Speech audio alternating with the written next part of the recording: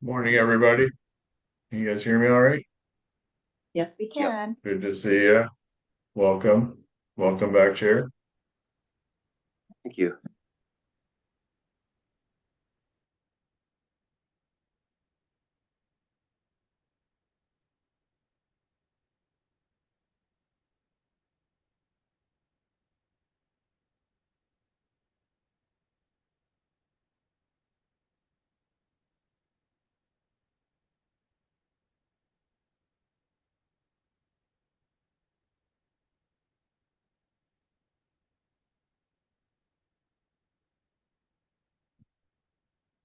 Good morning, everyone. It's 10 o'clock, so I'd like to call the meeting to order. This is the Special Hospital District Board of Directors meeting. I'd like to do a recognition of territories. I'd like to recognize that we're conducting this meeting on the unceded traditional territories of Hupa-Chesed, Chipsot First Nations. We also have directors calling in from other territories and also acknowledge those nations and express our gratitude and our respect. Notice to attendees and delegates that this meeting is being recorded and live streamed to YouTube on the Regional District website.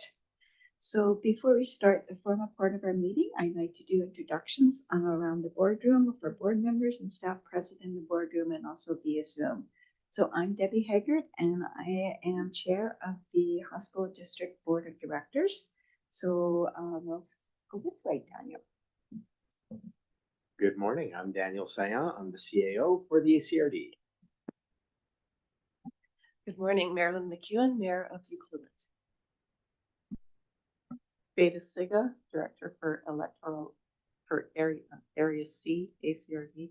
Thanks. Susan Roth for Beaver Creek Electoral Area. Thank you. Mike Sparrow, Cherry Creek.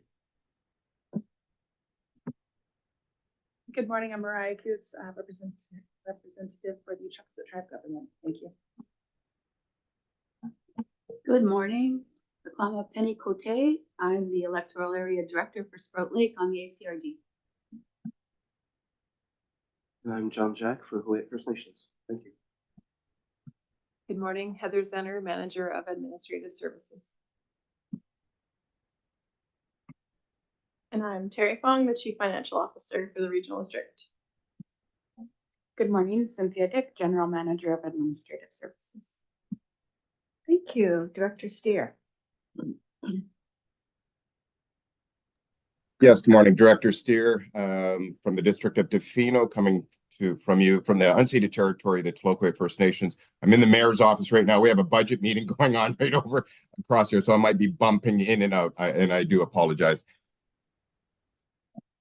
Director Beckett. Morning, everybody. Bob Beckett, Area A, Banfield.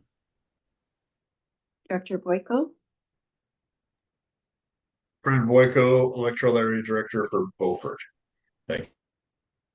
Director Minions. Shari Minions, Mayor for the City of Port Alberni. Thank you, everyone. First, we have the approval of agenda. Is there any additions from directors? Seeing none, is there any additions from the corporate officer? Nothing from me, thank you. Could I get a motion to approve the agenda as presented? Moved by Director Ross, second by Director Cote. All in favor? Any opposed? Motion carried. Next is declarations. Any conflict of interest? Seeing none. First on the agenda is Diane McKay, Director of Capital Planning, Real Estate and Leasing from Island Health regarding the 2024 to 2025 capital projects and equipment requests. Diane, we're very happy to have you here today.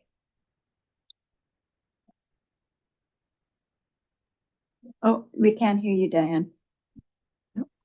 Good morning. Thank you so much for the opportunity to come and meet with you this morning. I'm Diane McKay. I'm the Director of Capital Planning, Real Estate and Leasing here with Island Health, and I'm joining you this morning from the traditional and unceded territories of the Lekwungen speaking people, today known as the Songhees and Esquimalt Nation. I'm going to have a short presentation, so I'll pull up the presentation and perhaps you'll be able to let me know if you can see it. Is everyone able to see my screen okay? Yes, we can see it, Diane. Thank Perfect. you. Thank you so much.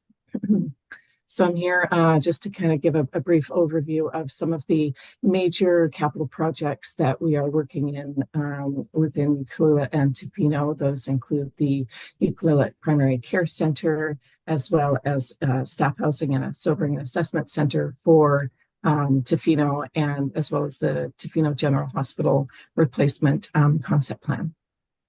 Additionally, there was, as part of an annual funding request, a letter outlining our minor routine capital projects and equipment. And I'd be happy to go into those in more detail if you like as well. The primary care center in Ucluelet. So we are working with a developer to design and construct a primary care center in Ucluelet as part of a comprehensive strategy, really to transform our healthcare system and ensure that we're providing access to providers, services, and programs within the region.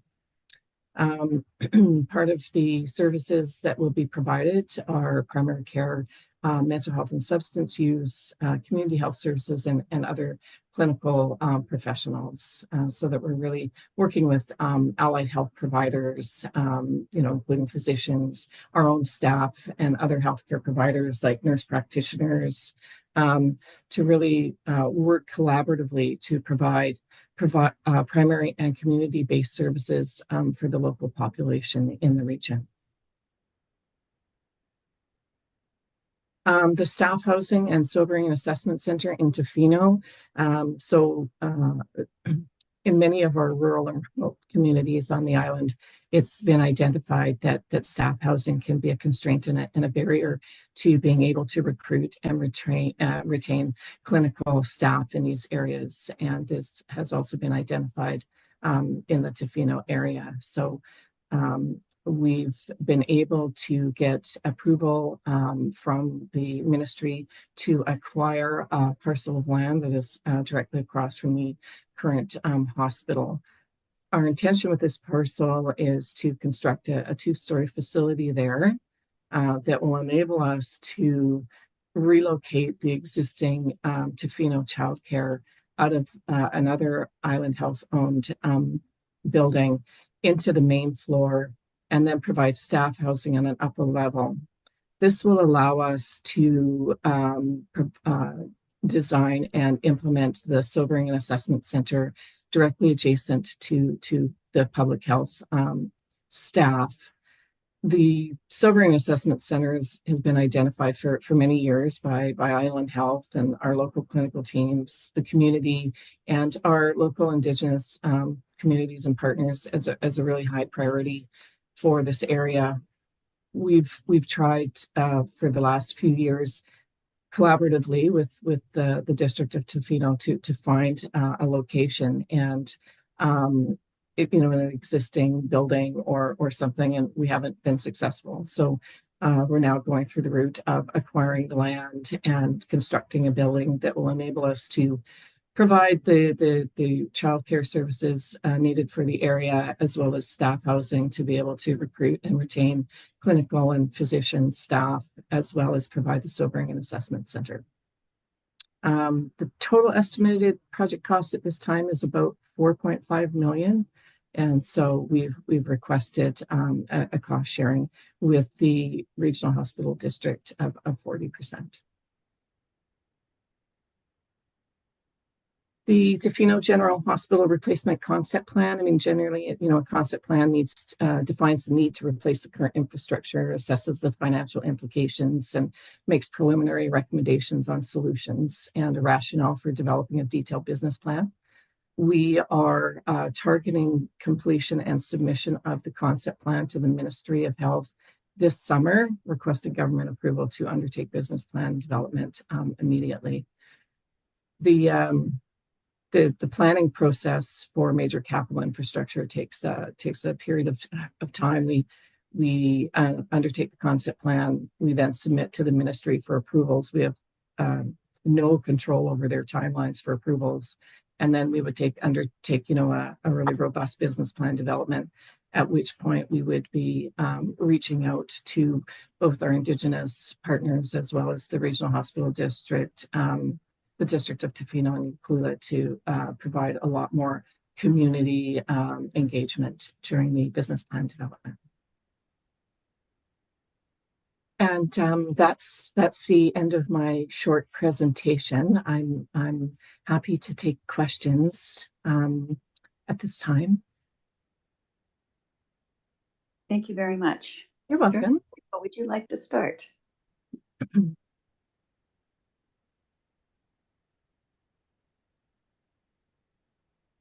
Were you kind of out there, Chair? What did you say?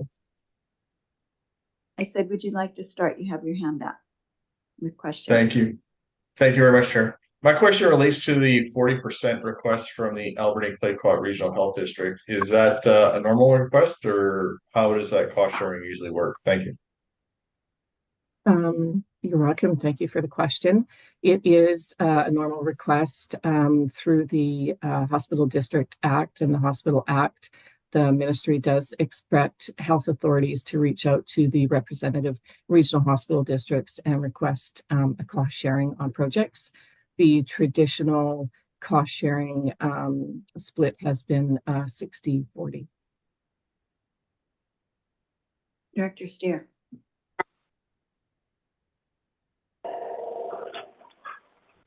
Great. I will apologize. There's construction at the municipal hall here. So thank you, Diane, for your presentation. I have a couple of questions, if I may. One of the implications of the sobering and assessments, which I do want to point out, is not a Tofino project. This is a region. This will service our region. But I'm curious as to the moving of the daycare over to the potential new building. My understanding is that the proposed facility will need to be designated by the Minister of Health and as a health facility. I'm curious how that would work then, if it will now be used to house the daycare center on that site. Thank you for the question. It's an excellent question. You're absolutely right. We will need to request ministry designation on the facility. And so we're still working through that with the ministry to determine. It may be that they will only designate the portion that Island Health is occupying, but we're still working through that with them. Thank you. And a follow-up to that. So in terms of the request that's being forwarded at this point in time, I'm looking at, of course, this financial year, and this request did come, I won't say out of left center field, but it certainly was not anticipated by the region. And I'm curious as to, in terms of the implications of the request for our budget, of course, what is a time frame that we would be looking at for the implementation of this? Thank you. We are still working with our facilities design and construction team, who will be bringing in the consultants to start the design.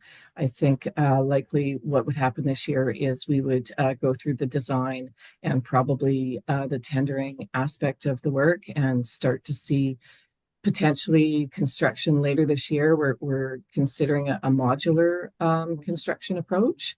I don't have an actual schedule at this point from our facilities design and construction team, but could certainly bring that forward at a future date when I have one. Thank you. And if I could have one more follow-up. Actually, no, I'll leave it there. I see Director Minions has her hand up, so I'll leave it there. Maybe I'll come back in. Director Minions and then Director Roth.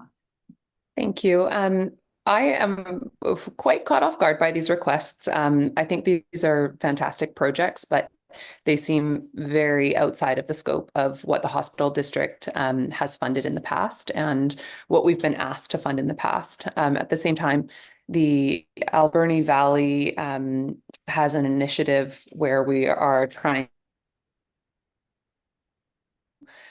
to facilitate the construction of the future construction of a physician's clinic that is desperately needed, as we have thousands and thousands of people who are unattached to doctors, and this is an effort to bring some of those services together and fund more people, and attach more people to a physician of some sort. Not fit within the scope of the hospital district. So I'm really confused to see an initiative for staff housing and that facilitates daycare. And you know, I understand these are very important projects, but I'm not aware of them coming to the hospital district in the past. So yeah, I will need a whole lot more information and background before, I guess, considering funding projects of this scope, and certainly on this time frame. Thank you. Did you wish to comment, Diane? Well, thank you. I appreciate the feedback from the director, and certainly I think where, you know, communication with our regional hospital districts is involved, there's always opportunities for us to make improvements, and I'm happy to ensure that happens moving forward. Again, I do just reiterate that the ministry does have the expectation that when we're undertaking major capital projects, that we do reach out to the regional hospital districts and seek cost sharing. Sometimes, unfortunately, the timing of when we actually get the approvals from the ministry and our ability to reach out to the regional hospital districts isn't always as timely or in alignment as we would like it to be, but can certainly try to work to make this relationship as positive and meaningful for both sides moving forward from a sharing perspective. Thank you, Director Roth. Hi, I want to say that I really love what you're doing. I love the idea of staff housing with the sobering and assessment center, especially when you consider that people will need medical detox. I mean, what a great fit. I think you're setting a good example for all of us, and thank you very much. $1.8 million seems more than reasonable. I'm just curious, is BC Housing involved at all? Because I know that sometimes they can help with this type of setup. Thank you. Thank you. That's an excellent question. BC Housing is not involved.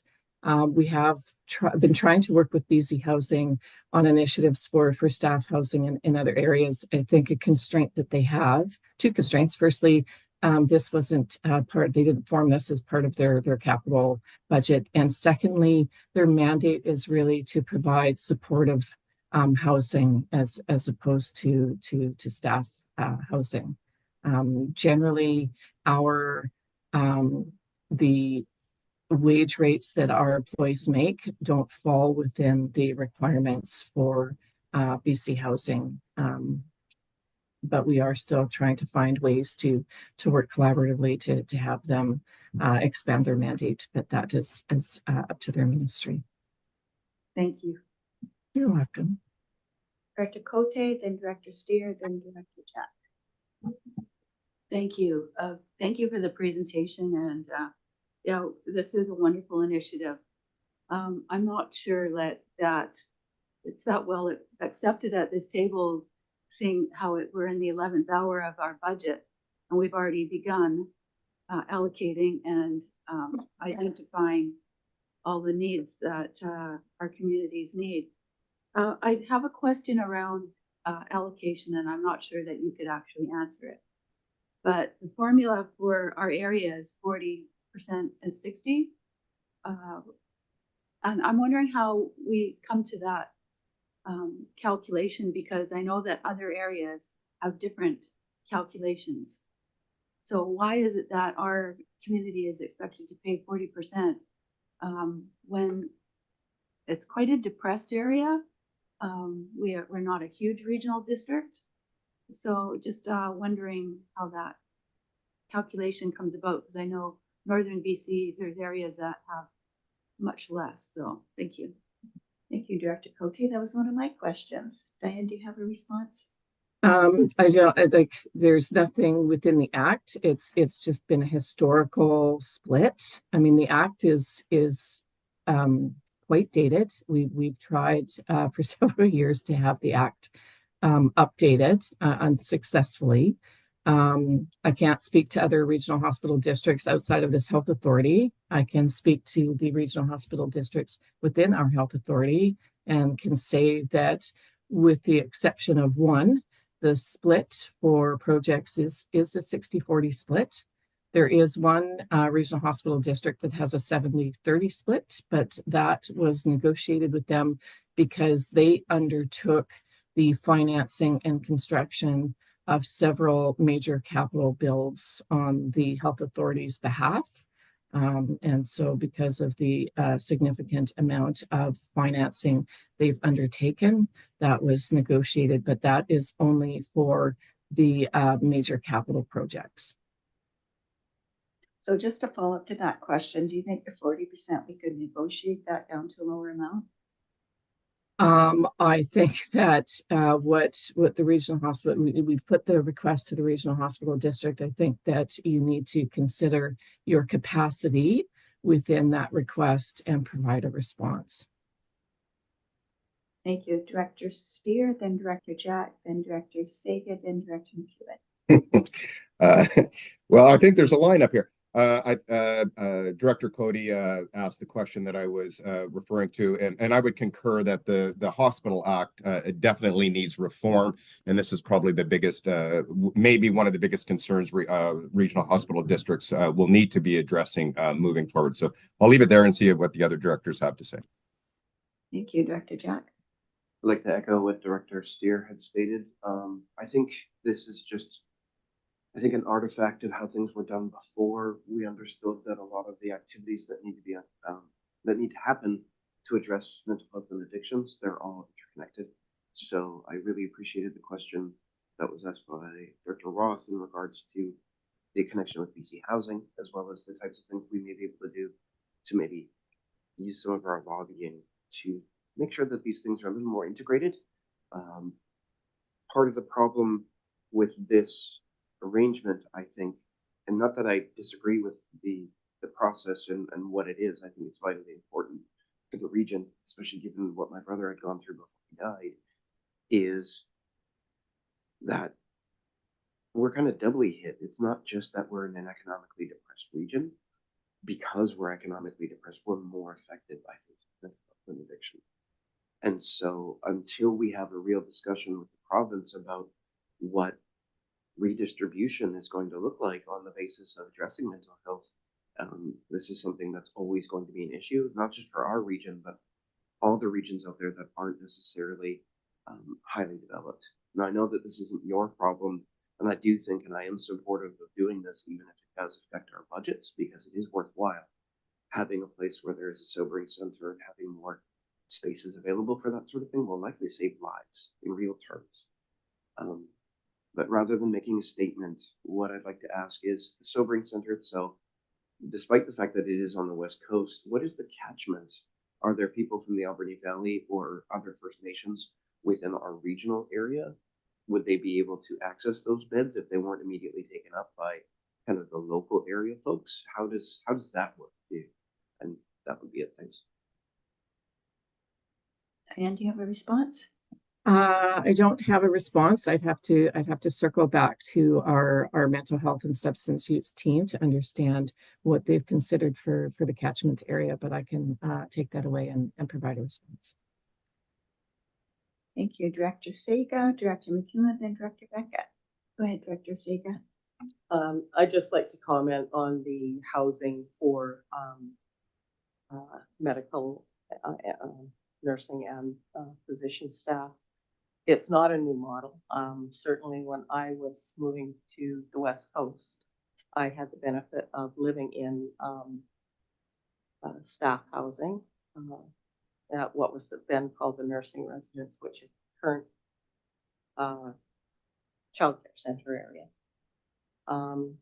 So I'm not sure if social services ever had any, or housing had any input into those buildings, but I think it's really important because you've got a lot of mobile staffing with people doing locums to cover other people. for holidays. So I think that's a really good return to that model of providing housing. And I know Jasper went back to that model of providing housing. And I think like the focus on getting physicians into the area is missing the point. The physicians are currently the bottleneck in our healthcare provision system. And most areas who have addressed this have gone to a model where the first point of contact is not the physician to get into the system. I think there's a much better model, and hopefully the new center will address that model. I was speaking to a physician doing a locum just recently and said, how do you like the business model as compared to being hired by a community health center as staff? And she said, oh, I can provide way better care as a physician working within the community service model, as opposed to the business model in the community. So I just wanted to throw those out there because I think it's very important that we're going to, in order to address the healthcare provision, we're going to have to do things differently. Thank you. Thank you, Director McEwen, then Director Beckett. Go ahead, Director McEwen. Thank you, through the chair. I had a question about the new medical center in Ucluelet. Our councils have been working on this for at least 9 years that I've been involved, and every iteration has always included at least one apartment for visiting doctors, visiting locums or specialists, for example. And the last presentation we had by the designers of this new facility through Island Health has no apartment at all. And we were quite disappointed to see that. And the designers said they would take that into account and try and refashion something. Just wondering if you know if that has been included now in the new design. Thank you for your question, Director. I don't know, but I can certainly take that away to the project implementation team and ask.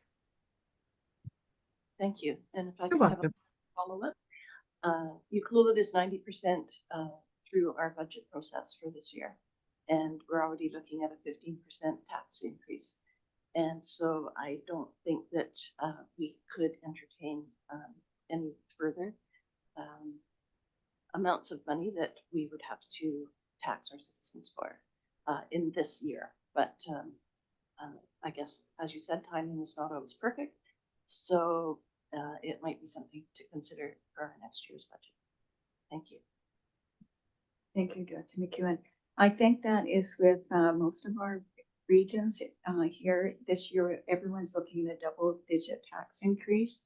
So because of the late request and the high increases that we're having, I don't think it's going to be doable for this year. So if we don't approve it for this year, is it going to go away, or can we revisit it next year? I'm sorry, is that a question for me, Chair? Every area within the Alberni-Equine Regional District is looking at double-digit tax increases this year. And this is a very late request. And we just don't think that at this time that we can put in that kind of a tax burden on top of the double-digit increases that we're all looking at. So if we don't approve it for this year, I would just want to make sure that these designs don't disappear somewhere, that we can revisit it for next year. So we are progressing, like we're through we're working on the design for the primary care center in Ucluelet already. There is an expectation from the ministry that we are going to proceed with that. So we are going to proceed with that project. I don't know the exact timing. It may be just depending on how the cash flows work. I suspect that a good portion of cash flow will happen this year, and then additional cash flow will happen next year for the project, but I just don't know the exact cash flow timing for the project at this stage. There is opportunity certainly for, I think, if the project goes into next fiscal from an implementation perspective, to look to see what the costs associated with next fiscal are and reconsider cost sharing next fiscal. And the same thing with the staff housing and the sobering assessment clinic in Tofino. I don't have the exact schedules of the implementation from the project team who's actually doing the implementation of the projects to understand what their cash flows may be, but we can certainly take that away and have a look at it and see if we can provide you with updated cash flow information over the next 2 fiscal periods. Thank you, Director Beckett, then Director Whitmore, then Director Steer. Go ahead, Director Beckett. Thank you, Madam Chair. I think you and other directors have summed it up with respect to I'm going to go back to Diane's comments about what is our capacity, and Bamfield has no capacity. We spent the day, as you know, yesterday, discussing with Terry and Daniel how to reduce and get it down. In Bamfield's case, get it down to 13.7%. I can't consider any additional expenditures without cutting something else. So at this point in time, I would really struggle, albeit such an incredible value and benefit to the community that this project is invaluable. But certainly I'm going to have a tough time supporting this. Thank you. Thank you, Director Boyko. Thank you, Chair. I also struggle with the timing of this, and we're in a high inflationary environment, high cost. People are struggling to get bills and get groceries. Adding things on, no matter how good of the public interest it is, many social programs, grant needs, we're denying for similar reasons. We cannot just keep spending and spending and spending. Someone needs to say, that's enough for a while. Let's actually finish projects and things like that are on our plate. So I'm not looking forward to increasing our spending at this time. Beaufort's still in a double-digit environment, as far as I understand. And part of that's due to assessment, but sometimes you got to put the brakes on and say, listen, that's enough for a while. Thank you. Thank you, Director Steer. Yes, thank you. And I just want to bring to the board that we will have a report to the board from our CFO regarding these potential expenditure issues. So I think this debate would be more practical in that conversation that we're going to have with our CFO coming up later in this meeting. And I do want to clearly indicate, though, and thank you, Mr. Boyko, for your information there. But these are critical health delivery services to our region, and this is an area that when we look at expenditures, this is an area that has been identified clearly by our health professionals in the region to deliver those services. This is not something that just happened overnight. This is something that has been accumulating for many years. We're finally getting to the point where we are getting these services provided on the West Coast. This just didn't happen overnight. So I'm very supportive of the projects, and I'm very supportive of looking at ways for us to be able to have this conversation. But I think that will be laid out in our next presentation from our CFO. Thank you, Director Minions. Thank you. I just wanted to, I guess, ask about process for like these are both West Coast projects coming forward, and I don't want to at all diminish the importance of them coming forward for the West Coast, but I do struggle with as the mayor of Port Alberni, which has some of the highest in the province kind of challenges around social issues, overdose, and everything else. I struggle to understand why is a sobering site not coming forward for the Alberni Valley. We have been working on and requesting and for a long time now, trying to gain traction around a detox or community stabilization facility in the Alberni Valley.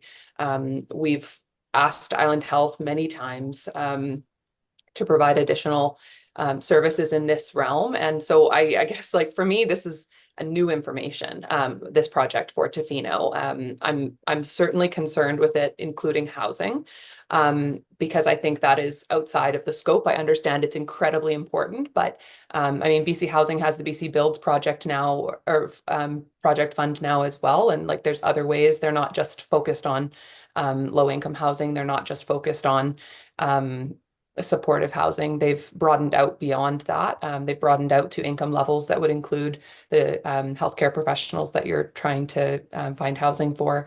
So I think, first of all, the housing portion needs to be relooked at for shared funding elsewhere. But really, I don't understand, and maybe this is a lack of communication with this not coming forward much earlier, or not coming forward on a more regular update basis to the hospital district. But I guess I don't understand why 2 projects for the West Coast are coming forward when in the Alberni Valley we've been asking for how do we fund staff housing for physicians. We've been looking for, the board has been actively talking about physician attraction and providing options for locum doctors and all of the same things that the West Coast is dealing with, but we've made no traction and we have no projects coming forward.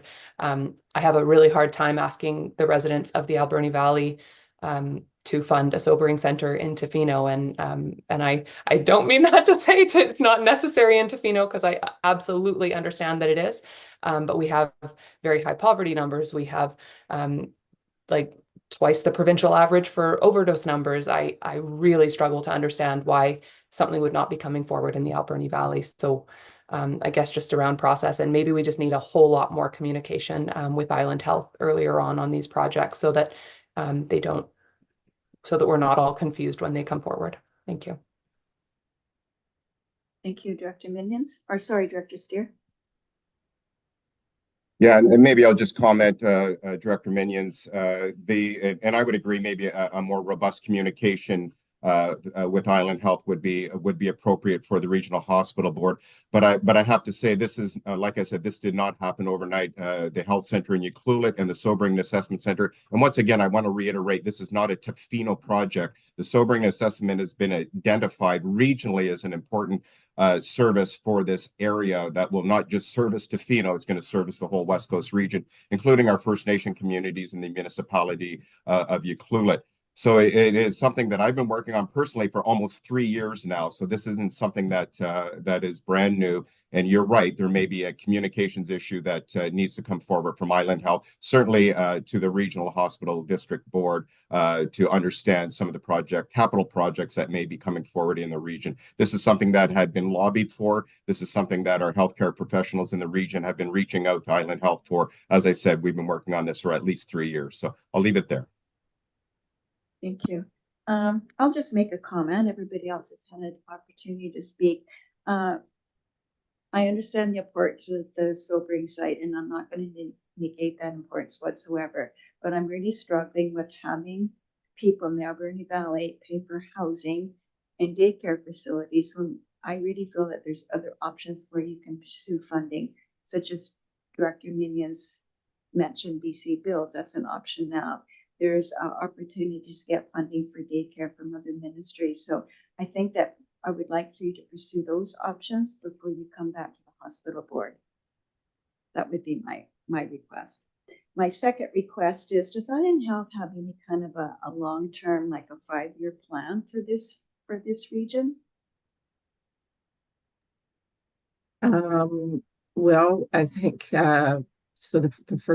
The first point is again, we put the requests forward to the district and to the regional hospital district, and you need to assess them and determine your ability to participate in the funding and provide a response. Secondly, we, as part of our capital planning, we undertake annual routine capital planning, and that's where the minor capital projects and equipment lists come from.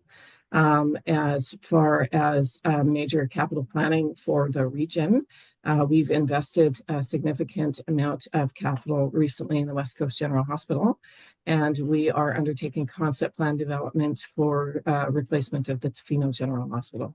So those are priorities right now on our 5-year planning horizon for the Alberni-Clayoquot Regional Hospital District. Thank you, Director Jack. Yeah, I had a question for, through the chair, Diane, in regards to, for these projects, my understanding is, and I do remember some of these things being listed, maybe separately in the past little few years, but to corroborate what Director Steer is saying, this isn't something that's necessarily new. This is something that maybe should have been presented more often than once a year for the past 3 years or thereabouts. I am wondering though, we're talking about as if it is a new project. It isn't. So what are the consequences for the conversations that we're having right now? Because if we're already midway through a process or most of the way through the planning process and now we're talking about budgeting, that leads me to believe that this is kind of a go or no-go situation, not necessarily a, oh, you guys can come back after you talk to BC Housing and all of those other things. This is something where we're either going to get it or we're not, because this is on the capital plan that the Island Health has put together. So this isn't something that we can go, nah, come back. Because they'll be coming back in 5 or 6 years and people will be dead. That's literally what this sounds like. So yeah, we're talking about bureaucracy at this point. But this is also something where if they have to go back to the drawing board, they're not coming back for at least another couple of years. And there are real consequences for that. For $1.8 million. So I want everybody to kind of think about that, because that's our stupid grant and aids cost, right? So like this isn't something where we should stand on the hill. This is something where there are actual consequences. And so I wouldn't want to get stuck on that. So if we can confirm the process and what this actually looks like, is there time to go back and find extra money? And how does this affect the actual capital plan? And so on and so forth. Like, I don't want to be alarmist at this point, but at the same time, I don't want to be willy-nilly either, because I need to show that I'm doing something about double-digit increases. Everywhere is double-digit increases.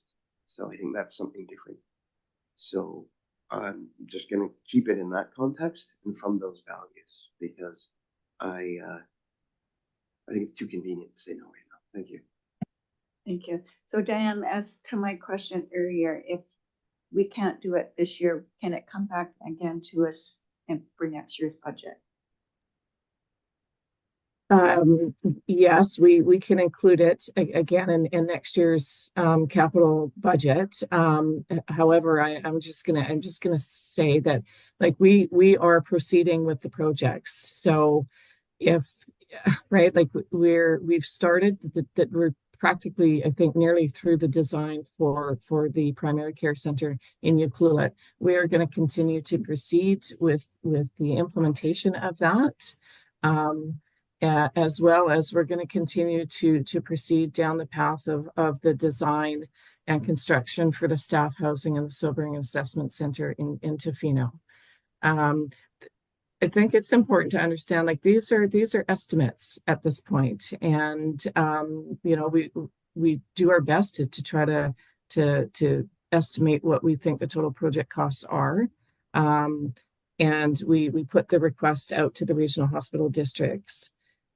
Appreciate that all of the communities are facing significant financial pressure. I mean, everybody is. We all are.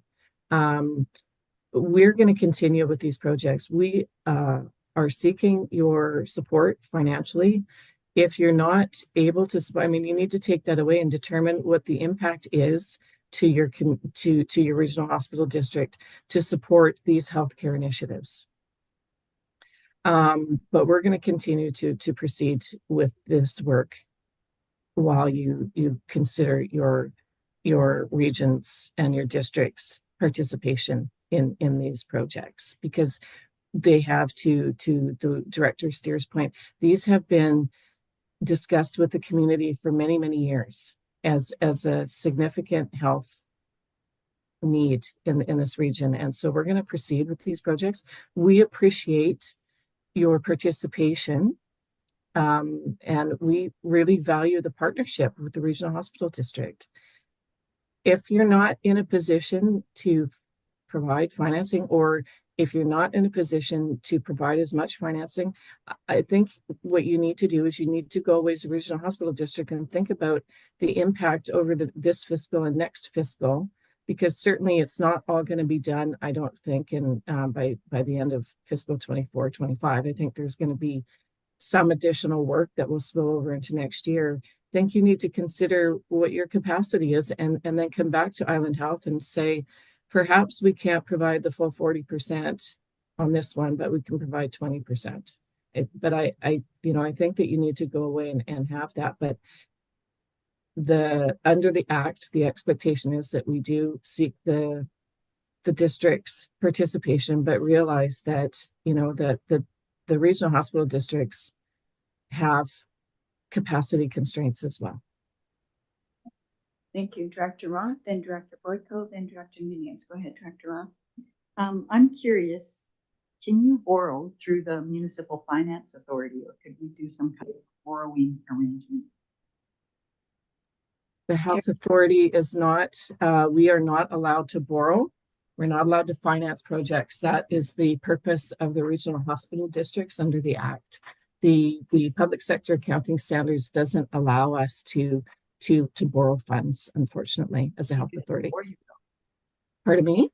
We can do that for you. Yes. Yeah. That's part of it is to finance it through the MFA. Terry, did you want to add anything to that? Yeah, so we can discuss that as part of our report here coming up. We can't borrow for their 60% on their behalf, but we definitely can borrow for our portion of it. Absolutely. Thank you. Director Boyko, then Director Muniz. Thank you, Chair. So I'm just wondering what is currently added to the budget numbers that I was talking to you about 2 days ago with regard to how much is already in there for the Ucluelet and Tofino system. And we don't need to do 40%. We can drop that down. There are financial consequences to that, but I just wonder what's in there right now. Thank you. Director Boyko, can we refer that to our data financial report and have that discussion then? Sure. Thank you. Those numbers. That would be great. Director Muniz. Thank you. I just wanted to, I guess, kind of reiterate that I feel caught off guard by the Tofino project, recognizing it is not just a Tofino project. I'm just referring to it as that because that's where it is. I'm very aware of the Ucluelet Medical Center that has come to the hospital district multiple times, and I feel like regularly over the last few years. I don't feel like this one has come in the same capacity. When the West Coast General Hospital emergency room expansion was happening, we talked about it endlessly at the hospital district board table. We knew the costs that were anticipated. We knew it was coming. We knew we were saving for it. I mean, I know we've been talking very regularly about the Tofino hospital improvements or expansion or rebuild or whatever that ends up going to be, and needing to plan for that for a long period of time as well. And I just feel like this one has not come in the same capacity. I also feel very concerned that the board doesn't know what the process really is here. And I don't feel like we're getting clear information on what happens if we don't fund this project. So I feel like there's I know that there's a staff report on this agenda as well, but I feel like there is very much not sufficient information being provided to us to make what are very big decisions. And I think when we're being asked for millions of dollars, that's not projected in our budget and hasn't been, I think we need a whole lot more information, and I would have liked a lot more very regular communication on the lead up to the project. So I don't have a clear understanding of what the consequences are if we do not fund this. And that is a first red flag for me. And that question's been asked a couple of times and I've not understood the answer. I've heard Diane, you say that the project is moving forward regardless. So is it optional, or is there, like, I do not understand.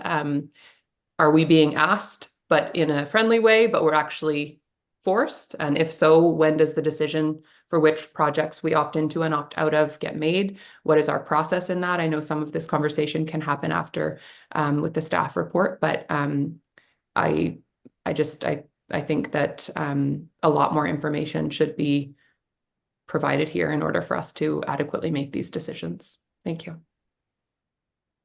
Did you want to comment on that, Diane? Certainly. Thanks for your feedback, Director. We are proceeding with the projects because we've got government approval to proceed. We are going to proceed. Whether you're like the process, I think perhaps you know, the regional, as antiquated as it is, the Regional Hospital District or the Hospital District Act does outline the requirements of the regional hospital districts, and the ministry does have expectations that we seek funding participation from the regional hospital districts. They also have expectations that that wherever possible, that the regional hospital districts are providing that funding, and the mechanism through that is through borrowing funding through the Municipal Financing Authority. So to answer the first question, we are going to proceed with the implementation of these projects. We've requested the regional hospital districts funding cost share as per the historical cost share split. The regional hospital district now needs to take that away and determine the implications to your regional hospital district budget and provide a response through your normal processes with respect to the implications it's going to have to your mill rates and your tax base and the impacts to your budget from financing the cost share request portion. And then you vote on whether or not you're going to proceed with incorporating those financing costs into your budget. And then you're going to provide a response to the ministry or to the health authority. And we are continuing with these projects.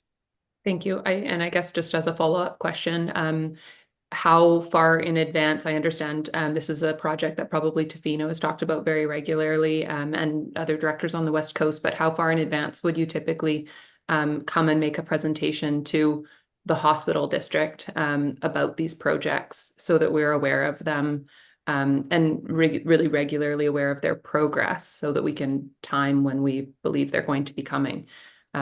Is this normal process to come when it's ready to fund? I'm happy to come to meet with the regional hospital district anytime that I'm invited to do so. Okay, Director Ross. I think there is an answer through the Municipal Finance Authority for us to get to. Recently, I read news reports about a new treatment facility in Parksville that was through Island Health. Is that working out well? Because to me, like, it's all progress. Do you know about that facility in Parksville, Diane? Yes, I do. It is a treatment facility. It has gone through all of the necessary and final readings in order for it to proceed.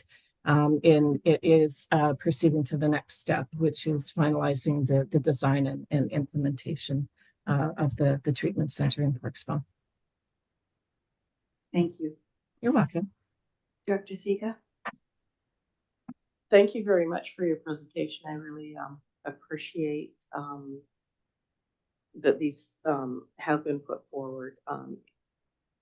I remember back in the 1980s trying to work towards addressing these health issues on the West Coast. And thank you for your presentation. We'll try and work out our budgets.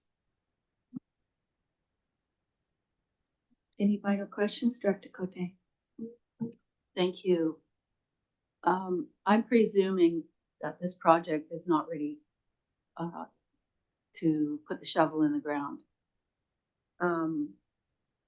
So I'm thinking that it probably won't start until late in 2024, if even at all in 2024. So I'm thinking that it's absolutely, in my opinion, unfair to be coming 2 weeks before our budget has to finalize, to be asking us to fund this, especially with the 40-60 equation. Knowing that we can do financing, I don't know that we could have that in place in 2 weeks. It's really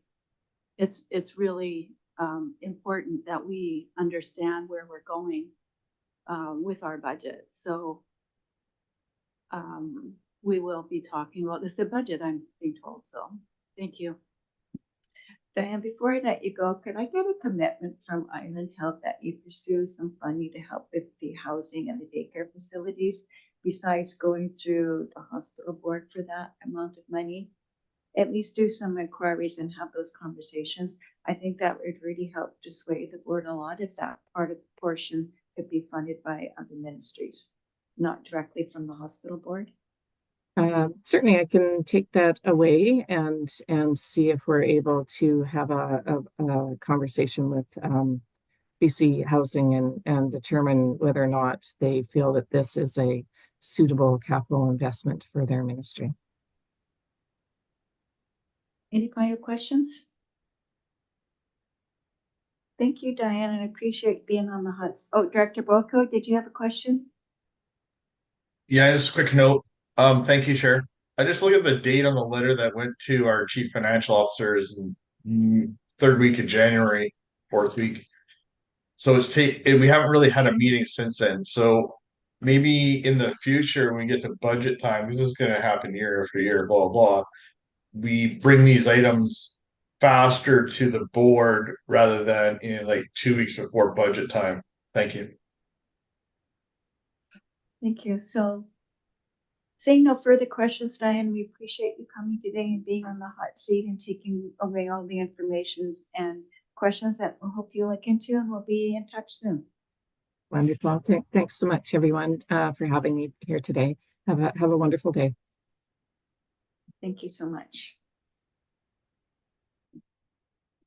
Okay, so now we have the financial part, and I think we'll go to Terry if she wants to speak on the report. Maybe I'll start. Okay, Daniel.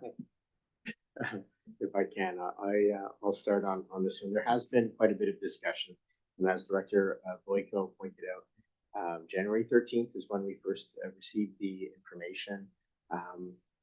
These numbers were on our opening budget on the 14th of February. They were on a slide, and we said we were going to be bringing them for further deliberation at that time.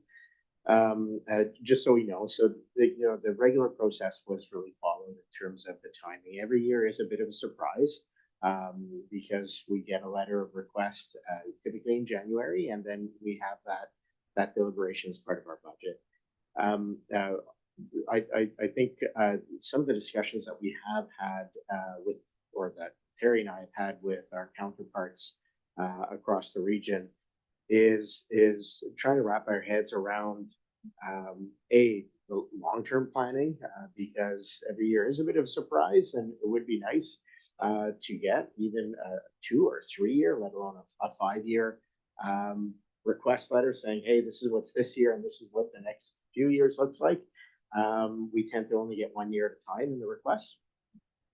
The other was, this is a departure, and I think Director Minions brought this up. This is a departure from what we've typically done. We've typically focused on the hospitals, and now we're going into a slightly different model, which is timely because we are going to be having a lot of different model discussions in 2024. And so it's nice to actually have this opportunity in front of us right now. Some of the discussions that we've had at a staff level with our counterparts is the fact that we have not had the opportunity as a board or as a community to talk about some of these differences in model approaches. How do we want to respond to things that fall out of what we're used to seeing? Do we want to set a table with the province and say, hey, if it's a comprehensive model, we're in for 20%. If it's a hospital model, we're in for 40%. We haven't had that discussion. And so part of what we had proposed in the recommendation is to create a bit of space to have that discussion within our communities. At a staff level, we feel that we can still support the projects while creating space, and I'll let Terry go into the financing because I think, have flipped every stone when it comes to financing. So I feel that we're prepared to have the financing discussion. But what is in the recommendation is space for the discussion that has not occurred. And what has not occurred is us as a regional community talking about how we want to support different models beyond just a hospital. And that's going to take time. It's going to take some planning because we're going to want to make sure that we have the right information. But what we're recommending is that we take that time and space in 2024 and that we defer this decision until later on. Now, there are potential ramifications to that, but I feel we can mitigate them. And I'll let Terry go into the details of the financing to talk about how we could mitigate and how the budget can actually mitigate this kind of space. So Terry, I'll hand it off there. And then if you need me to jump back in, I can do so. Thank you. Please go ahead, Terry. Yeah, for sure. So this letter was on our February Hospital District Board agenda, and it has been part of the slides as we've talked about it. Daniel and I had a meeting staff to staff with Island Health to ask some of the questions that were asked today and try to gather some more information. And we finally were able to get a lineup date for them and us together. So there is options. If the board supports both of these initiatives, we can do it without a tax increase by borrowing. We could do it over borrowing of the 5 years. I guess from a CFO perspective, I just felt like we needed to take a pause and talk about it as a board because it is a departure from those 3 traditional hospital facilities that we've done to date. And I believe that these could possibly be the tip of the iceberg of what the requests are to come. So things that have been traditionally funded 100% by the province are now asking for a 40% local share. I will say it's only capital costs. It's still 100% operations funding. So we're just looking at the capital aspect of it. But I don't know what the future looks like in terms of Port Alberni and what the requests are for the Alberni Valley for facilities that might be similar to this. And they, as Island Health does not provide a kind of future planning, we get these letters on January. Well, this year I got it on January 26th, but usually like by January 31st is their commitment to get us these letters. And so it was a surprise to me for these requests. So I definitely think a communication improvement would be great, but I just really want the board to be aware that if we open this door, that I think we're opening them to a bunch of future projects potentially as well. We have been discussing that UQLIT primary care center since I know we had significant discussions in 2021, but I think it was even before that the hospital district board has discussed it. So I think there's some options. I think if you're supportive of the projects, I can make some changes to the budget and we can approve our financing of both. The thing about MFA is I will be able to get the approvals in place for the borrowing, but we won't actually have to borrow until Island Health requests the money. So if they take a long time, which sometimes they have hiccups and these things do take longer than they anticipate, it's not like we're going to borrow and be paying interest on a bunch of money. We might even get through next budget year without doing any borrowing because then the amount was available. So right now, the regional hospital district, we are putting away $1.63 million this year was what's in the budget to put into the capital reserve fund for the Tofino General Hospital. So borrowing over 5 years for $4.6 million is less than that. So we would still have a small contribution to our reserve of about $600,000 and then could pay the borrowing if we needed to borrow, or we could put the full contribution towards this and move forward to it. So there definitely is financial options that do not increase taxes. Obviously, it's an option to increase taxes and not borrow for 5 years or borrow for less money over 5 years, but we can do it without a financial impact today. However, the whole point of building the reserve was to offset the financial impact of tomorrow. And so that will have an impact long-term because that cash is being redirected for something else. I think I will leave it at that for now. Director Boyko, then Director Minions. Thank you, Chair. Thank you, Terry.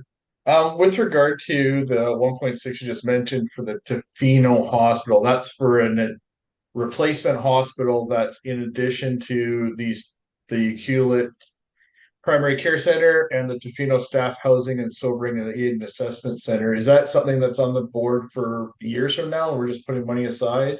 And if we take money from Peter to pay Paul, how does that affect the Tofino potential hospital replacement in the future? Thank you. Carrie? Yeah, thank you. So they're starting the concept design of the Tofino General Hospital. We have been urging for a replacement probably for 14 or 15 years. When the debt started to retire for the West Coast General Hospital, we decided instead of letting the requisition drop to nearly zero, that we would start a reserve fund for that Tofino General Hospital so that it offsets the borrowing that we're going to have here in the future. When will they be needing that funding? I don't know. I think after this concept phase, which is planned for 2024, we'll have a better idea of timing in terms of that. So it is the generational equity question that always comes is, do we save, do we borrow? We will have the ability to borrow for the Tofino General Hospital and the costs related to it when it happens. Absolutely. I think that answers your question. Thank you, Director Minions, Cote, Roth, and Steer. Go ahead, Dr. Minions. Thank you. I was a big supporter of the decision to continue the requisition when the West Coast General Hospital debt was completed and put it aside for the Tofino General Hospital. We know that that project is coming, and through communication, I mean, obviously through our advocating, we recognized we wanted to start saving for it. And I think as a region, these are the types of, this is how we should be handling this type of infrastructure, is recognizing that it's coming and saving for it. I am so not okay with how this request is being made. I totally recognize that the West Coast has been aware of this project, but the Alberni Valley hasn't. And I would imagine the West Coast has not been aware that it was going to be a request of the hospital district. Otherwise, I would imagine it would have been communicated with us. So I think that this is I think this is a new attempt for Island Health. And I have a real problem with being asked for the hospital district to fund something that is not what the hospital district has been asked to fund in the past, and with no notice. I do not in any way want to complicate this project moving forward, because I totally get that it is, you know, absolutely beneficial for the West Coast and hopefully for the Alberni Valley as well. That's the whole point of a regional district. I would hope that it would be available for Alberni Valley residents as well as anything in the region should keep in mind all residents. But like, we are pushing Island Health for a few projects in the Alberni Valley as well. And I have no expectation that those are going to come to the hospital district for funding, like, because they are provincial projects and not hospitals. And I just like, for us to make a major divergence from what the hospital district has funded in the past with no notice, I am just really surprised by this request from Island Health. And I think, you know, the words from our CFO, I think that this will be the tip of the iceberg, and without very serious consideration, I'm a full supporter of pausing on the decision for now, and waiting to have a lot more conversation with Island Health. I was concerned about what's in the works. It was only West Coast projects. How do we get Alberni Valley projects in the works? If all of these projects are going to now come to the hospital district, then I would love to see at least hear one Alberni Valley project mentioned in that what's in the horizon for Island Health projects. So I'm concerned about that for sure. But just concerned that this is the tip of the iceberg. This is a huge divergence from what we normally do. And it came to us with very little information and no time. So I think we need to have a much larger conversation about this. I do want to say that I am fully supportive of the Ucluelet Medical Clinic portion. And I remember a conversation in 2021 when that first came to us, and we discussed then it's outside of what the typical scope of the hospital district is for funding, but we know Ucluelet's not going to get a hospital, and this is going to really kind of replace that service. And so I supported it then, and I'll support that now as well. The other project, I think, is a much larger divergence and needs a lot more consideration. And I will just lastly say that the Alberni Valley is working on a very similar project to the Ucluelet Medical Center. And there's not been progress made with Island Health for that to come through the hospital district. So I think we need to make sure we're looking at equitably evaluating projects as they come. And we really need to push Island Health for a much better understanding of what their long-term planning is. It is not acceptable for requests like this to come to us with a couple months' notice. We should absolutely know every single major capital project that's going to be coming to us in advance. Thank you. Thank you, Director Cote. Thank you. I agree that I think this is just the tip of the iceberg coming towards us, asking for contributions from the regional district. And on page 8, there's a budget unlisted. I was surprised to see West Haven identified in there. So that is not the hospital. And I'm just seeing that there's $100,000 there. There's the Banfield Health Center and for a couple of different things which could be considered more of local health. But when West Haven is a particular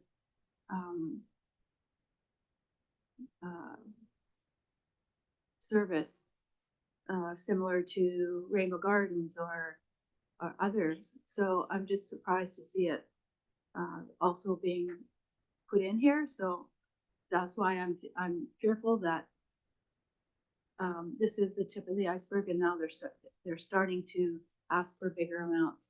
And I definitely am concerned about our proportions of 40-60. There's so many other communities that are getting 20-80, and our position these days is we're in a depressed area, which equates to the reason why we do need these facilities being built. Every community should have it, but yeah, very concerned, and the timing is just not good at all. With 2 weeks till we have to approve our budget, it's a sad situation. Thanks. Thank you, Director Roth. Then Director Steer. Go ahead, Director Roth. Thank you. I'd like to say that I think Island Health is very professional, and medical detox can only be provided by Island Health or by a health authority.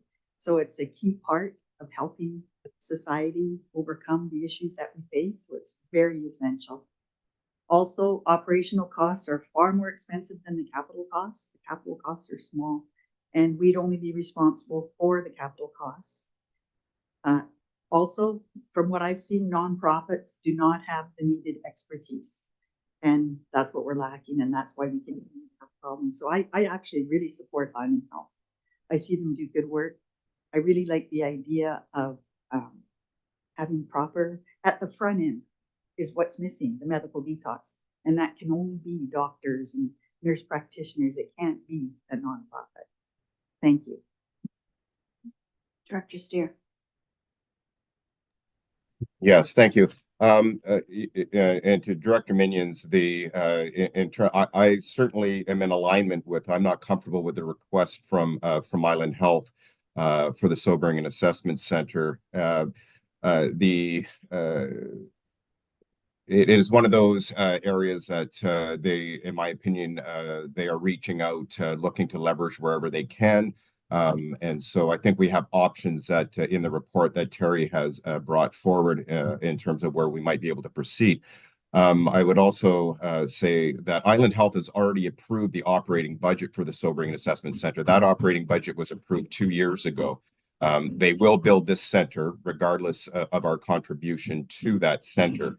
And I can talk to Director Roth offline. It is not a detox center per se, and I can explain that maybe offline. That being said, I think the bigger question as presented by our CAO that the regional hospital board really needs to have a strategic conversation about our capital project contributions. And so that overall framework is where we really need to sit down as a board. I don't want to, since I've been on the board, I would say generally it's just been a check mark when the budget comes through, but we really haven't had, in essence, a strategic planning conversation to direct the board in making the decisions on where we will contribute to capital projects. It is important for us to have that conversation because at the end, as Director Jack had pointed out, in the end, some of these services really are a matter of life and death. And I don't want to over-exaggerate that because the point here in my region, I can clearly identify that as an absolute necessity. So I think the larger framework question has to be addressed and where we create that space. I'm not sure exactly how we would go about that process. I'll leave that to staff, but it is critical that we have that overriding conversation around our strategic direction as a regional hospital board in terms of the capital projects that we support moving forward. I would say within the report, in terms of our contributions, there is, as I think Diane was clearly indicating in the meeting to me, was that the fact that they're just asking, we have the ability, the projects are going to go ahead. And our contribution to that is what they're asking for. And I think there's been several options that were laid out in the report from Terry. And I don't know if she'll be going over those in any more detail in terms of what we may be looking at. And certainly with option number 1, provide no funding for new facilities. The conversation then becomes to have that strategic planning conversation where we look at all of the capital projects moving forward and have a much more informed discussion about what we may finance coming into the next fiscal budget year. I think that's going to be the key thing. I'll leave it there, but suffice it to say that the conversation around the Sobering and Assessment Center is one that has been going on for some time, and that we have some options that have been presented for us in terms of what, at this point in time, we're going to contribute. The 40% is in no policy act that I can see. The region, and I will once again reiterate clearly that this board, we really need to look at reform at the Hospital Act. It is something that is in our strategic plan at the ACRT in terms of advocacy that we really need to be looking at as where we can be most effective in this area. I'll leave it there. I could go on for a lot more. That being said, let us look at what is being presented in the report and look at the options moving forward, keeping in mind that we really have to move forward with a strategic plan in terms of the regional hospital board. Director Seega, then Director Sparrow. Thank you. When I was introduced to this whole hospital board, it was very clear this is for bricks and mortar. That's all. These are both bricks and mortar projects, and the use of these bricks and mortar is reflecting our changing healthcare needs. I mean, 20 years ago, the Tofino General Hospital was full of industrial accidents and car accidents. That's the reality. Now, what we're looking at is a large portion of the hospital being used for detox and supportive addictions. So this is diverging from our traditional concept of emergent healthcare being provided by the hospitals and looking at what the emerging healthcare needs are in our area. We don't have that industrial trauma-based need anymore. So I think this is really good reflection of changing needs and bricks and mortar needs. Thank you. Director Sparrow. Thank you for that. So this project's been going for quite a while. We're into the stage we're gonna start building acquired land. So was there ever an expectation from Ucluelet and Tofino that this was gonna come to the hospital board and we were gonna pay for 40%, or do they have other ideas or going forward with? Because obviously it's been years in the making. We just heard about it now. So what was their expectations before this came to the board? I think we were quite aware of the primary care clinic in Ucluelet, but we were not aware of the Say Sobering site. That is new information for the board. Director McEwen? Thank you. Through the chair, just to answer your question, when Island Health proposed the new health clinic in Ucluelet, it was never expected by any of us that it would come to the regional hospital board. This is new information for me. Terry, did you want to comment? Yeah, just that the Ucluelet Health Center one has changed concept designs a bit over the last few years. Like at one point, it was going to be renovation of an existing building. And at that point, they had come and asked for some funding to support that. Then that concept didn't end up going through. And now they have gone through a whole other process.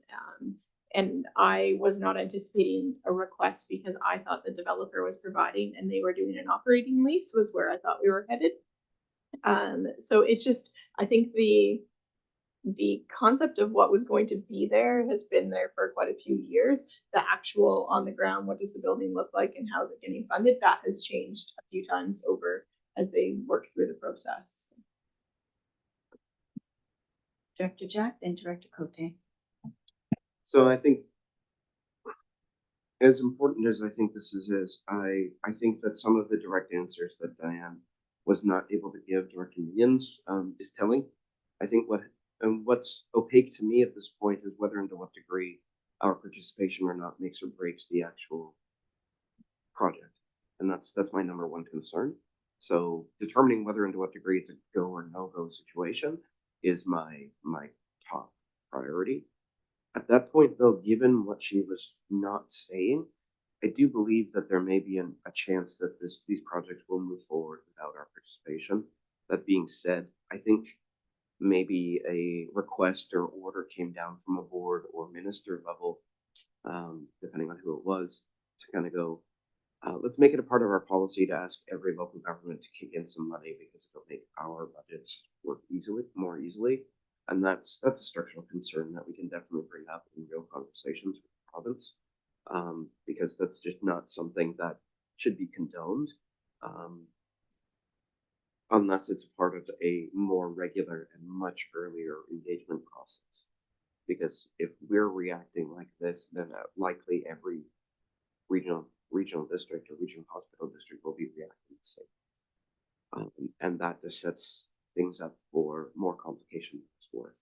So I would be happy to make sure that we bring this up with provincial as well as maybe some sort of letter to the board of directors of Island Health to kind of go, stop doing this. This is dumb. Don't do it anymore. Like, use actual official processes, because I don't want to have to go through conversations about, well, is this going to go forward or not based on our participation? Like, be aware of it, because when it is kind of implied that it may or may not go, that lack of certainty is somewhat annoying. So I think that's the number one thing I want to follow up on, understanding that these kind of processes can be disrupted by those kind of good ideas that come late. And I say that pejoratively. Thank you. Thank you, Director Cote. Thank you. I don't see that the West Coast would actually understand that this was going to be coming to this board asking for money, because other island health facilities in the region are currently 100% paid by the provincial funding. So there has been in the past, I think last year, there was, I think, a dozen facilities that were put out across British Columbia that are very similar to this. And I didn't hear anything about local government having to participate in payment. So with it saying that there is all other island health facilities in the region are currently 100% paid by provincial funding, this sounds like a very new request coming to a regional district in the 11th hour. Like, it's way down the path for planning, and they're ready to start building. So I'm feeling very uncomfortable with this request coming from them. I totally support the facility and housing, everything, But for it to come to this board 2 weeks before our budget is just absolutely unfair. And unfair when understanding what our communities have been going through with highway closures and COVID and everything else. How can our community start funding when the rest of the province is not? I'm really having a hard time with this. Thank you. Terry, then Director Steer. Thank you. So a couple things. There isn't a lot of talk about what other hospital districts are funding. Like she was saying today that there is a 40-60 split. I don't know what these other hospital districts are funding in terms of like outside. I know that some fund long-term care facilities, some don't. So I think part of that strategic planning process that staff are recommending would be trying to gather that information, find out who's providing what services where, so that we have a little bit more of a complete story. My understanding from discussions with Island Health is that they will proceed with these projects. I think that they are just like us. They're trying to make their budget work. They're trying to stretch their provincial dollars as far as they can stretch them to provide as much service as they can where they can. And so I think they will proceed with this.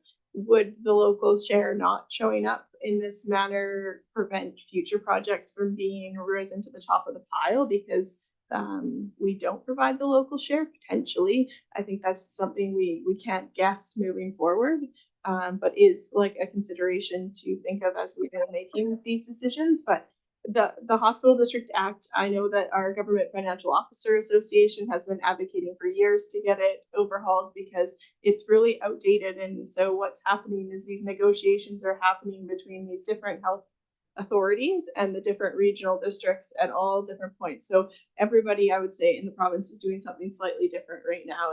And I don't know if we're one of the only ones that are sticking to the traditional hospital facilities. We'll have to do some fairly significant digging to find that out. But that's why we kind of thought it'd be good to take a pause and gather that information. We could do it quicker rather than later. I don't think we can do it by March 31st. And I will point out, they did send a letter in January and I did bring it to that hospital district in February. So it has been sitting there for discussion. So I don't want them to think like it wasn't them who took so long getting it to the table.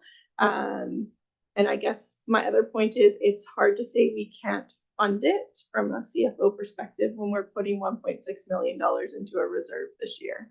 So it actually wouldn't have a tax impact necessarily on our people any more than we are putting on them by building the reserve. So just a little bit of a tricky message back to Island Health when we are putting quite a substantial amount of money into a reserve when we don't actually need a reserve to build a facility. Terry, just to follow up on that statement, that was my question. If we have money put away in reserve to be in a hospital, are we able to access that money to put towards these two projects? We could, technically, we would have to do a process through the board to move that money from the reserve. That money is making probably about the same amount of interest as what we are borrowing for at this point. And I strongly believe, based on the timing of projects that Island Health has done in the past, that we will probably be able to requisition the required funds before they actually request them. We were like 6, maybe 7 years between them requesting the West Coast Emergency Room money and us. Actually, I still have some of that funding that we requisitioned because they haven't finished asking for it. So there is a strong likelihood that we would get through the process, have our borrowing paperwork in place, but actually never use the borrowing to fund it because we are putting about over $1 million a year into that reserve. So thank you, Director Steer. Great. Thank you for all of the clarification there, Terry. There in your report, and I think in terms of us moving forward with the regional hospital district budget, there is several options that were provided within the report. And I'm looking at and hearing the discussion with the board, I would be very reluctant to be looking at our contributions to the reserve in terms of our long-term implications. But I will say that the option number one that was presented in the report is that the Alberni-Clayoquot Regional Hospital District Board of Directors advises Island Health that although the board strongly supports the development of the facilities in the region, that no local funding will be provided for the Ucluelet Primary Care Center and Tofino Housing and Sobering and Assessment Center, as it should remain the responsibility of the provincial government. I would suggest that that possibility sits on the table. Another one of the options that were presented is lowering that contribution level to those. And I do have one question though, Terry, in terms of at this point in time, where we have clearly identified the Ucluelet Primary Healthcare Center, something that has come forward to the board that has been discussed. If we can separate out, if we can make and I will not suggest a 40% contribution, I would even suggest lower than the 20%, but can we split that out and make the contribution to the Ucluelet Primary Healthcare Center? And at this point in time, for the Tofino Sobering and Assessment Center, as we're calling it, would not be part of that funding model at this particular time. I can caveat that by saying I do not have any fear at this point in time that Sobering and Assessment Center will not proceed. They've approved the operating budget. I've been working with them on this for 3 years. I'm convinced that that project will move forward. It's just about how much contribution they're trying to leverage out of the regional hospital district on that particular project. Thank you. I like that idea, and at the same time, could we send a letter to Island Health stating our business case that we can't afford the 40%? We'd like to drop, I don't know, 20%. We'll start at 10% and go up to 20, whatever you think is most appropriate, Terry.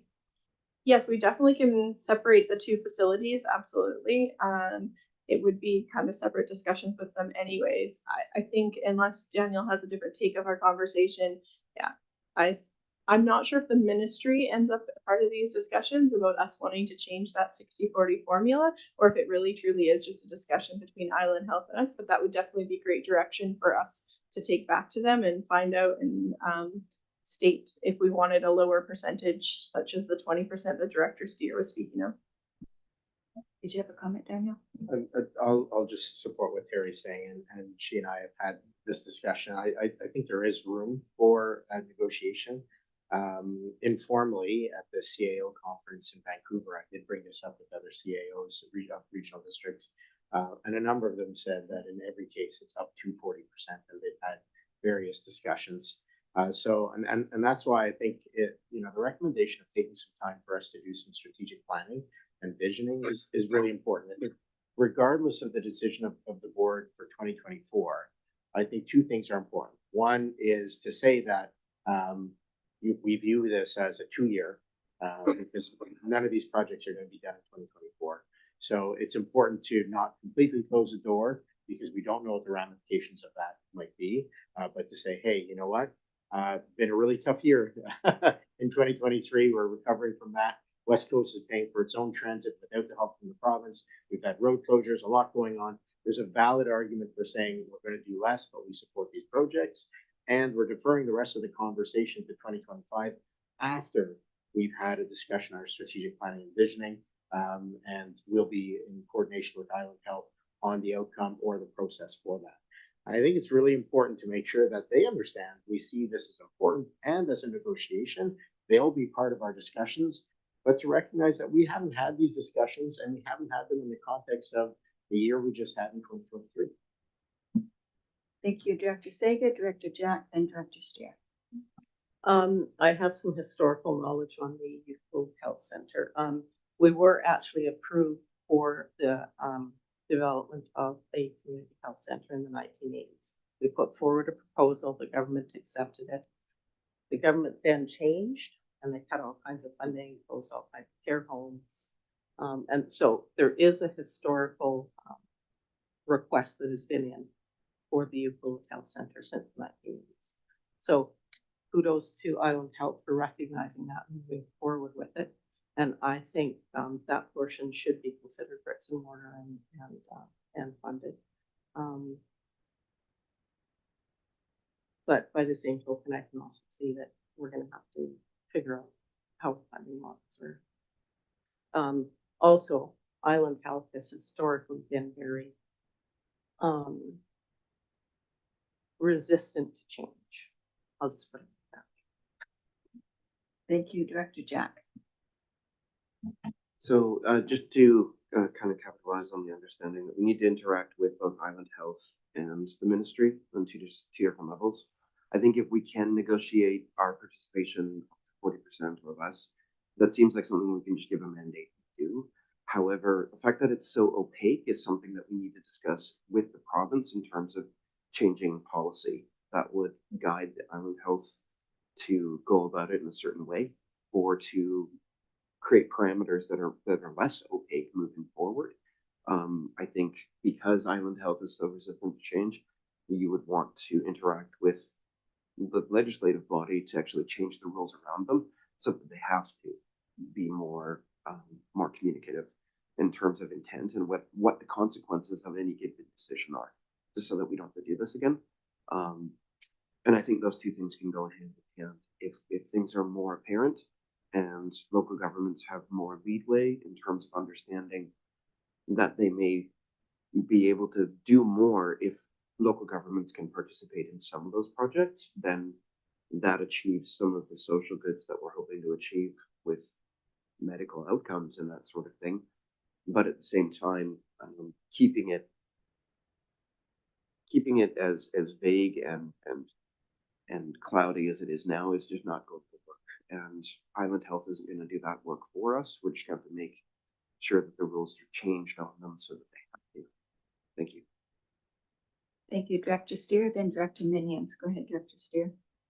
Yes, thank you. And I'll just quickly speak to my understanding is limited understanding is that there is a requisition coming from Island Health, a request for funding, and that as a board, we make decisions what we can afford and what is most appropriate. So that is a decision the board makes. The 40%, in my opinion, is an arbitrary number, and we make the decision about what we are going to contribute. So that is at our discretion, and we can negotiate that in the larger framework through the Hospital Act reform. But at the same time, this is a request, and we can allocate the amount of funding that we as a board deem appropriate.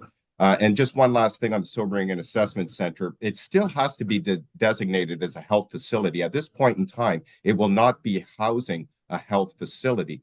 That health facility, the Sobering Assessment Center, will be in what is now an Island Health property that is currently housing the daycare. So there is still a lot of questions around why we would go and fund at this point until we don't even have a designation on that facility as a healthcare facility. So that's why I'm reluctant to include the Sobering and Assessment Center in there. We still have a lot of information that we have not received from Island Health in terms of that funding model on there. So once again, I would just say that we have the ability as a board to put in the amount they're requesting, and we can put in the amount that we feel is appropriate, specifically for the Ucluelet Primary Health Care Center. Thank you, Director Minions. Thank you. I just wanted to offer support for providing funding to the Ucluelet Health Care Center. I do think that this is still a slightly outside of the scope of what we've done in the past. However, I remember our conversation in 2021, and I remember other conversations where this has come to the board. I'm not opposed to funding initiatives that are healthcare, even if they do, move slightly outside of the scope of what we have funded in the past. I think it really needs to come to us with ample time, multiple discussions, and the ability to consider if it is something we want to take on or not. And so I wonder if we can use this as an opportunity with Island Health, and maybe even not make a firm decision yet on the Tofino project, because maybe that is something that we want to fund or fund a portion of, but we don't have the information today that we need. And I think we don't have the notice today, and whether it came, in January or February is irrelevant. I think it should have come 2 years ago. If it was going to be, years ago, if it's been in the planning and potentially going to be asked to be funded partially by the hospital district, then it should have come to the hospital district a long time ago as a possible consideration. So I wonder if we could determine what we want to fund for the Ucluelet Center and defer a decision on the Tofino project until we have further information. Use this as an opportunity to have a conversation with Island Health about process and find out what other possible projects are in the works. Ask them for a 5-year plan of what they're currently working on. I mean, these projects don't get developed overnight. So like they know what they're working on. And out of all the initiatives they're working on in our area, which ones are they considering coming to us to ask for funding for? So what I don't want to do is see us possibly compromise future funding in our region because we don't contribute to this. But I also think it's really important that we don't allow a precedent to be set, that projects can be planned in the background without our awareness for, you know, maybe a decade, and then at the last minute brought to us to fund. I think we need to have a relationship with Island Health where we're being regularly updated on the projects that they consider to be a part of what we would consider funding. So I guess I'm proposing delaying the decision on Tofino, the Tofino project, and having a conversation with Island Health so that we can get a really thorough understanding of possible implications of not funding it, or you know, why we should fund it, or what other projects are coming before we make a decision. Thank you. Thank you, Director Cote. Thank you. Following up what Director Minion just said, this does not sound like a partnership. It sounds like something that is not a partnership. I have a question to staff. Is there any ability to access any granting, like Canada Community Building Fund or any kind of other federal granting for a facility similar to this? Thank you. Terry? Not that I know of, and again, it's a provincial building in the end, right? Like, it's an Island Health facility. We don't own title on these facilities. So I'm guessing that there wouldn't be, that I can think of. I definitely know, yeah, that would be tricky. So following the Vancouver Island Regional Library model, local governments borrow money and give the title over. And I don't know how that would work with a health facility, if that would actually work. Thanks. Daniel. So earlier on, I brought up that you know, we're likely going to have more discussions around divergence around different models for health this year. And part of that is because of the work we're doing on the recruitment and retention of primary care. There are other models, and I think in all the discussions I've had so far with the individuals as we're assembling various options to bring back to the board, is that property taxation just isn't good enough, and so we need better models. And there are other models. Like Ontario uses a model where it is integrated health. It's the front end is provided independently from the doctors that are, or primary care providers that are in the facility. And so what you have is a facility and administrative support being provided. They take, in Ontario, they take upwards of 40% of the bill to provide that service, and the doctor or primary care gets a salary out of that process. So these are discussions that I do intend to bring forward so that we can explore models that aren't constantly looking for grants or constantly looking at taxation, and that provide some source of alternative revenue over time, so that we can have a better justification for the investments around different models. Because it's one thing for the province to say we agree to go down a path of housing and daycare and whatnot. So be it.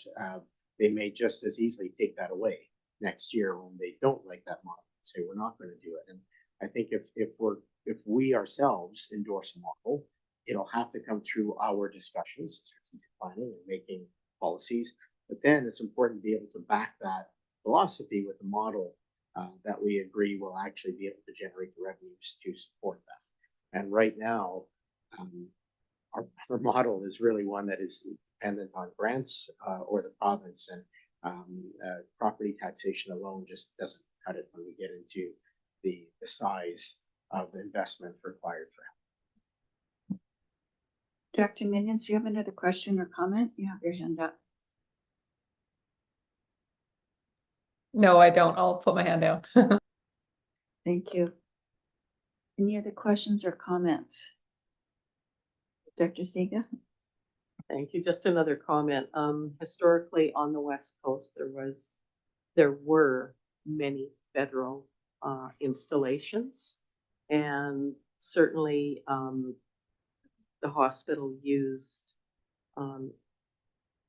federal housing to house locums and students for the healthcare system. So I do think there is a good enough history there to approach the federal government and suggest that perhaps they could contribute.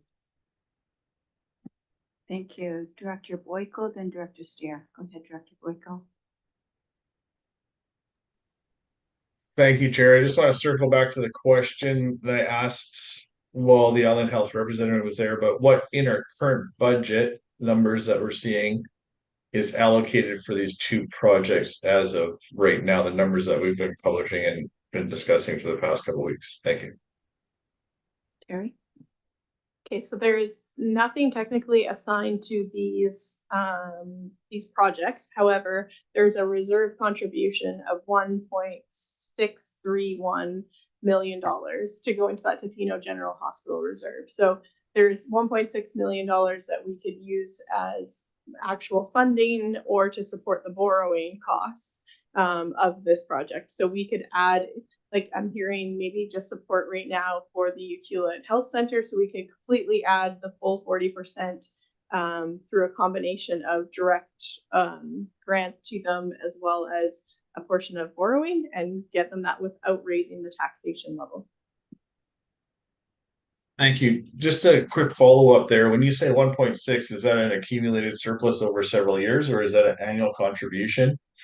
And I'm still concerned about taking money from one allocated resource, and how will this affect the Tofino potential hospital replacement in the future by making that money disappear? Thank you. So it's mostly a annual contribution. About 1.3 million of the 1.6 is an annual contribution. That is because we have so much of the West Coast General Hospital debt that is retired. There's only two very small debentures left on the original hospital build. There is a little bit of surplus because we earned much better interest than we had anticipated in 2023.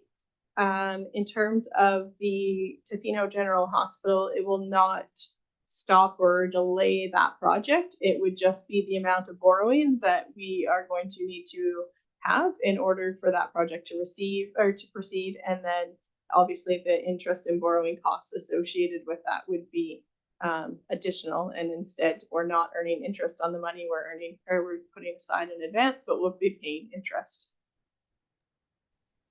Thank you, Terry. And earning interest is good right now, but I think we all hope to return to a lower interest rate environment sometime in the future, and I know our constituents do. Thanks. Thank you, Director Steer. Yes, thank you through the chair. Just in terms of the work ahead of us right now, in terms of looking at moving this budget forward, I think it would be an opportune time. I think maybe if there's been enough discussion with the board that we might turn our minds to some of the options that were presented in the report. I think what I'm hearing is a support for the funding of the Ucluelet Health Center at this point in time, and the options that were provided on the board to provide given us an amount between 0 and 1.6 million for new facilities. And when I looked at the contribution level at the 20% mark for the Ucluelet Health Center, it amounted to $1.4 million. A 10% contribution would be $700,000 to that facility. And once again, I will reiterate that there is no prescribed amount. This was a recommended request from Island Health. I would be comfortable in making a recommendation around contributing with board input around that 10% mark, which would look at about $700,000 how we would go about that. Director Boyko's point about robbing Peter to pay Paul, I have some concerns around that in the long term. Also concerns around the tax implications and what that would mean, either between borrowing that amount and what that requisition would then look like from the Regional Hospital Board perspective, and or a withdrawing that from that potential contribution to the reserve. So if we could maybe put our minds to what we would like to do in terms of moving this budget request forward, I think we would do that. My suggestion would be is a 10% contribution, which would equal, rough figure, about $700,000. Maybe the discussion could be further about where we would like to see that money come from, either through borrowing or a conversation around from that reserve contribution. I'm very reluctant to touch that reserve contribution, understanding that there would be tax implications around borrowing. So it's my understanding that they don't need the money today. So if we commit to the $700,000, and then they might not even want it until next year, correct? Correct. So they basically have to complete the work and pay for the work, and then they send us copies of all the invoices that they've done, and then we pay an invoice for the 40%. So it is over time, and so it's not like a day one, but it's not the last day of the project either. It's every month we get an invoice based on the activities that they've been completing. So where do we go from here? Director Cote. Thank you. With that explanation of how the funding goes, we do have a bylaw where we add borrowing at the end of our fiscal year. So we do have the ability to borrow at the end, short term. So we wouldn't actually have to put it into this year's budget. Am I correct? We have to budget based on what their timeline is saying. So I would want to put in the full, like they're saying there's a chance that they're going to do all of this in 2024. So let's say you decide to go with the Hewlett Health Center at the 40% request, which is 2.6 million. So I would build the 2.6 million, the budget, as if the 2.6 million is going to be outlaid, including what borrowing costs we anticipate. And then in the 2025 year, we would then reassess what actually occurred during the year. So we need to have it on paper, because we can't say, yes, we commit, but we're not actually going to show it in the financial plan. We need to show that we've made that commitment as part of the plan. But then the actual timing of it would then be reflected in the following year's plan.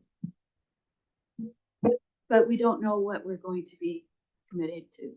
So if it's 10%, if Island Health would accept that, it would be nice if it was nothing, since all the other facilities are 100% covered. But yeah, thanks. So a couple things. If the board agrees that they do not want a tax requisition increase as a result of any of these decisions, which I think we can do with that, using that contribution to capital for the Tofino General Hospital reserve amount, then we can adopt a budget with what we are proposing to negotiate with Island Health. We then have the ability to amend. I cannot amend a tax amount after the March 31st date, but we could amend and then say, okay, no, we didn't get the 10% that we were trying to negotiate to, and we're actually 20%. We could then amend the bylaw to reflect what our end negotiations have put us at. That makes sense. Go ahead, Daniel. I just think it would be more prudent to not do the additional taxation of borrowing this year, to have the conversations. If you're identifying an amount, then that amount can still be taken from reserves, and then taking a closer look at where those negotiations end and making a decision in 2025. I think it's really important to use that 2-year window as much as possible, and it's a calculated risk, but we also have to bear in mind that calculating borrowing at today's rates versus what it might be 12 months from now is a calculated risk. And we're Bank of Canada is saying they're holding, or they might go down. You know, in the meantime, we gain interest, but we tax based on a project that hasn't yet started is given the conversation that has already occurred earlier on in budgets, I feel it'd be more prudent to not do the taxation, look at the potential use of the reserves, and then consider borrowing for 2025. Director Steer. Yeah, thank you, Daniel. And I was reflecting on, as I was making my recommendation, I was reflecting on the top recommendation on the report. And I think, and your clarification there does make a lot more sense at this point in time. There is some calculated risks within there. But the recommendation is not saying that we will not be moving forward on some form of allocation. It's just that we need to put the brakes on and have a bit of a conversation about that. So the recommendation that that was put before the board, the very top recommendation that put before the board, I would like to make I'd like to make the motion that the Alberni-Clayoquot Regional Hospital District Board of Directors defer the decision to provide Island Health funding for 40% of the capital costs of the Ucluelet Primary Care Center and Tofino Staff Housing and Sobering and Assessment Center until the ACRHD has an opportunity to undertake a strategic planning discussion in 2024. Thank you. Can I get second by Director Sparrow? Any questions or comments on the motion on the floor? I think that was very well said, Director Steer. Appreciate that. All in favor of the motion? Any opposed? Motion carried. Thanks, everyone. That was a great conversation. Back to my agenda. Okay. No questions from the public. Any questions online, Heather? Just give me a second. So no questions in Zoom. And sorry, my email just jammed out. You don't have any? There's no questions? There's no questions emailed in.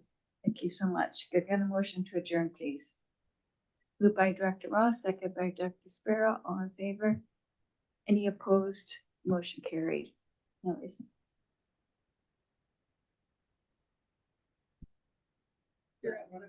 Okay. Just to remind everybody that lunch is coming, should be here shortly, and we have pictures at 1 o'clock. Thank you.